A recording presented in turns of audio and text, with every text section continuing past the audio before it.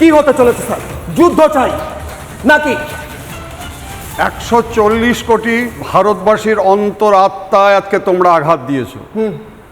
আমরা শুধু তোমাদেরকে জলে খুঁজবো না, আমরা শুধু তোমাদেরকে ডাঙায় খুঁজবো না, আকাশে যেখানেই থাকো under the neath of the sea তোমাদেরকে খুঁজে শুধু টেরোরিস্ট নয়, তাদেরকে যারা কনস্পিরেসি করেছে এবং উৎসাহ দিয়েছে উৎসাহদাতাদের কিন্তু আজকে আমরা ছাড়বো না।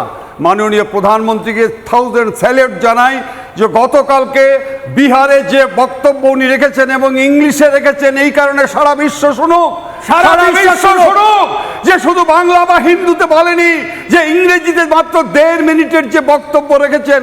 তুমি যেটা কিশোরয় বলেছে তার মধ্যে আমি একটু অ্যাড করি, মিস্টার জয়শঙ্কর কিন্তু আজকে যত আজকে রাষ্ট্রনায়করা রয়েছে আমাদের দিল্লিতে, তাদেরকে নিয়ে মিটিং অলরেডি স্টার্ট করে দিয়েছে। এবার আমাদের মনে করে রাখতে হবে, আমাদের যে সার্জিক্যাল স্ট্রাইক হয়েছিল প্রথম 18 তারিখে, 8 দিন পরে আমাদের স্ট্রাইকটা হয়েছিল, মুখ হয়েছে, শিক্ষা হয়নি। এটা কিন্তু আজকে উচিত শিক্ষা দিতেই হবে।